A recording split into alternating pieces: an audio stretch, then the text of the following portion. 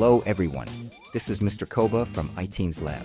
So, this video is the second episode in a series where I explain how to use Unity, which is software for creating 3D and 2D games.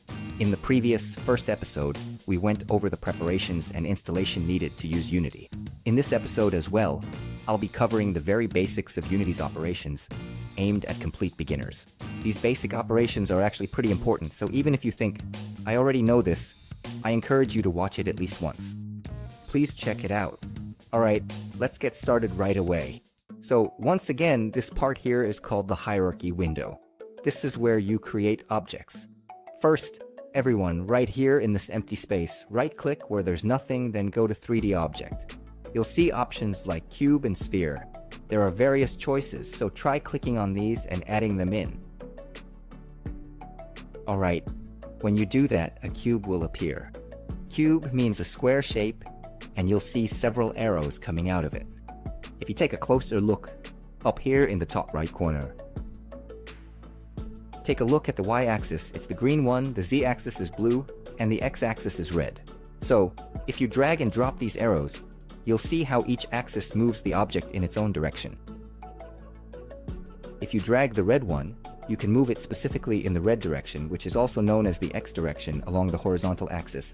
And if you drag the green one, just like this, for example, and just like this, besides, for example, moving it like this. Actually, if you click on this area here with the arc, you can change the rotation. Like this, you can adjust its orientation. Yes, and there are 3 directions for this as well. X direction, Y direction, and Z direction. You can rotate it at various angles. Alright, let's take a closer look. This here is for scaling. You can stretch or shrink it along the Y direction. And similarly, you can also shrink it in this direction as well. If you drag and drop the gray square in the center, you can make the whole thing either bigger or smaller overall. Yes, and this is called the Rect tool, apparently. By using this tool, you can adjust the size just a bit more freely and precisely. And here, this lets you handle everything at once, moving, rotating, and also scaling up or down. It's a mode where you can manage all of those at the same time. Basically, I think it's best to just keep it set to move. Okay, so now, since this is in the way, let's try deleting it for practice.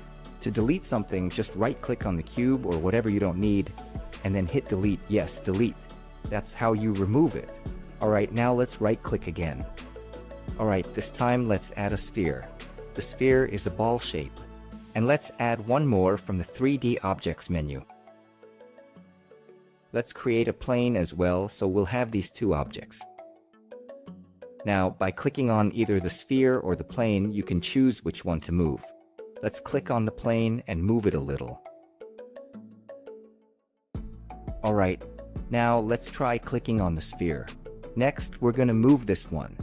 If you move it like this in the Y direction, on the right side here, there's something called the inspector window. This area is called the inspector window. Do you see how the numbers in the transform section are changing a bit?